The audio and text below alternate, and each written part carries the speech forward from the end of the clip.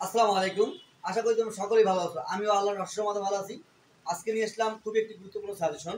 তোমরা যারা honours first ইয়ারের পরীক্ষার্থী রয়েছো, আজকে সাজেশনগুলো তাদের জন্য এবং ডিপার্টমেন্ট যাদের মার্কেটিং, আজকে তাদের বিষয়ে আমি আলোচনা করব যে কত সহজে কিভাবে তোমরা পরীক্ষা দিলে এবং কতটুকু পড়াশোনা করলে খুব ভালো একটা রেজাল্ট করতে পারো সেই বিষয়ে আলোচনা করবো।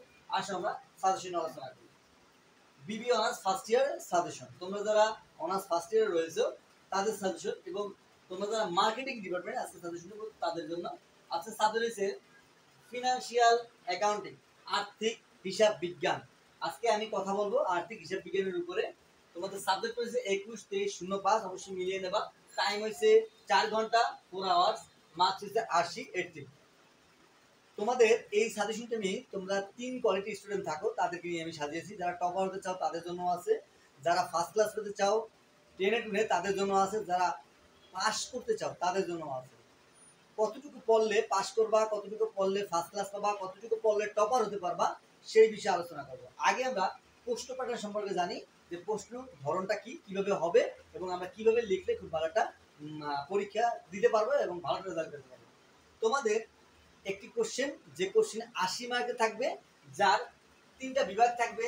ক বিভাগ, যার 12টি প্রশ্ন থাকবে, লিখতে হবে 10টি, যার নম্বর হচ্ছে 10। বোঝার চেষ্টা করো। এরপর আছে খ বিভাগ, যার 8টি কোশ্চেন থাকবে, লিখতে হবে 5টি, যার নম্বর হচ্ছে তোমার 20। এবং গ বিভাগ, যার 8টি কোশ্চেন থাকবে, লিখতে হবে তোমার 5টি, যার নম্বর থাকবে 50। এই যে তোমাদের 3টা বিভাগ, এই 3টা বিভাগ মিলিয়ে মোট 80 নম্বর একটা কোশ্চেন হবে।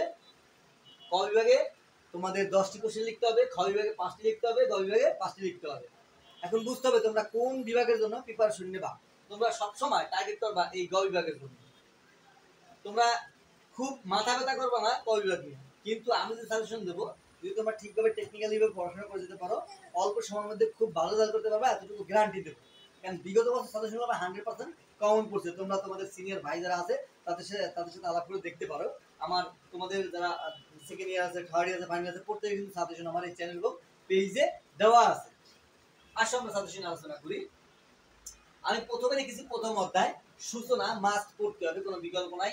এবারে আছে তৃতীয় অধ্যায় মৌলিক আর্থিক বিবরণী সমূহ, মাস্ট পড়তে হবে। এবারে আছে ষষ্ঠ অধ্যায় আর্থিক ফলাফল প্রতিবেদন, সমন্বয় দাখিলা, মাস্ট পড়তে হবে। এবার আছে সপ্তম অধ্যায় 7.1 আর্থিক বিবরণী প্রস্তুতকরণ, অস্থায়ী হিসাব বন্ধকরণ, মাস্ট পড়তে হবে। 7.2 আর্থিক বিবরণী প্রস্তুতকরণ কার্যপত্র, মাস্ট। অর্থাৎ সপ্তম অধ্যায়ের 7.1 এবং 7.2 এই যে দুইটা পরিচ্ছেদ আছে সেটা খুব ভালোভাবে পড়তে হবে, এর কোনো বিকল্প নাই। এরপর দেখো অষ্টম অধ্যায় পণ্যদ্রব্য ব্যবসায় পরিচালনা এবং হিসাব পদ্ধতি, মাস্ট করতে হবে। এরপরে দশম অধ্যায় মজুত পণ্য এবং বিক্রিত পণ্যের ব্যয়। এই 6টি অধ্যায় কারা পড়বে? এই 6টি অধ্যায় তারা পড়বে যারা টপার হতে চায়, যারা এই 80 মার্কসের কোশ্চেনটি 80 মার্কই কমন ফেলতে চায়। মূলত এই 6টাতে তারাই পড়বে, এই শর্ট আর করতে যাবা না, তাহলে তোমাদের যে 80 মার্কের কোশ্চেনটি 80 কমন ফেলতে চাও তাদের জন্য খুব কঠিন হয়ে যাবে। এখন আসো যে আমি 80 মার্কে আমার দরকার নাই, আমার 60 মার্কস ন্যূনতম লাগবে ফার্স্ট ক্লাস পাওয়ার জন্য, সেইটা আমার দরকার। তাদের জন্য ব্যবস্থা আছে। তারা আরো কম করবা, তারা মাত্র তারা 5টা অধ্যায় পড়লে হবে। কোন 5টা অধ্যায় পড়বা? তারা এই যে তৃতীয় অধ্যায় মৌলিক আর্থিক বিবরণী সমূহ, ষষ্ঠ অধ্যায় আর্থিক ফলাফল প্রতিবেদন, সমন্বয় দাখিলা, মাস্ট। সপ্তম অধ্যায় 7.1 আর্থিক বিবরণী প্রস্তুতকরণ, অস্থায়ী হিসাব বন্ধকরণ, মাস্ট। এবং 7.2 আর্থিক বিবরণী প্রস্তুতকরণ কার্যপত্র, মাস্ট করতে হবে। এরপর বাবা অষ্টম অধ্যায় পণ্য দ্রব্য ব্যবসায় পরিচালনা এবং হিসাব পদ্ধতি, মাস্ট করতে হবে। দশম অধ্যায় মজুত পণ্য এবং বিক্রিত পণ্যের ব্যয়, মাস্ট করতে হবে। এই 5টি অধ্যায়ে কোনো বিকল্প নাই তোমার ফার্স্ট ক্লাস পাওয়ার জন্য।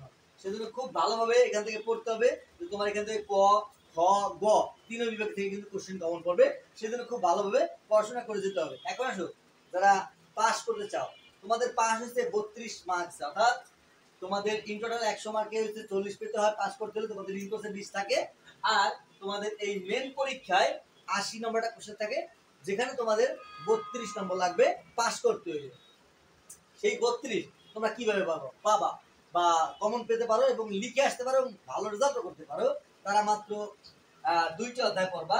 এই 2টি অধ্যায় কি কি দেখো, এই 2টি অধ্যায় হচ্ছে এই যে তৃতীয় অধ্যায় মৌলিক আর্থিক বিবরণী সমূহ মাস পড়তে হবে। এরপর পড়বা সপ্তম অধ্যায় 7.1 আর্থিক বিবরণী প্রস্তুতকরণ অস্থায়ী হিসাব বন্ধকরণ।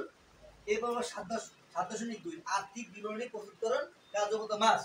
অর্থাৎ এই 2টা অধ্যায় কোনো বিকল্প নাই, 2টা অধ্যায় কম পড়লে পাস করতে পারবা না। সেজন্য আমি বলবো তোমাদেরকে অবশ্যই এই সাজেশনটি যেভাবে দিলাম ঠিক সেইভাবে তোমরা পড়াশোনা করবা। আমি গ্যারান্টি দিয়ে বলতে পারি তোমরা খুব ভালো রেজাল্ট করতে পারবে। যদি না করতে পারো তার দায়ভার আমি নেব, যদি প্রশ্ন কমন না আসে। সেজন্য তোমাদেরকে বলবো অবশ্যই সাজেশনটিকে মূল্যায়ন করবা।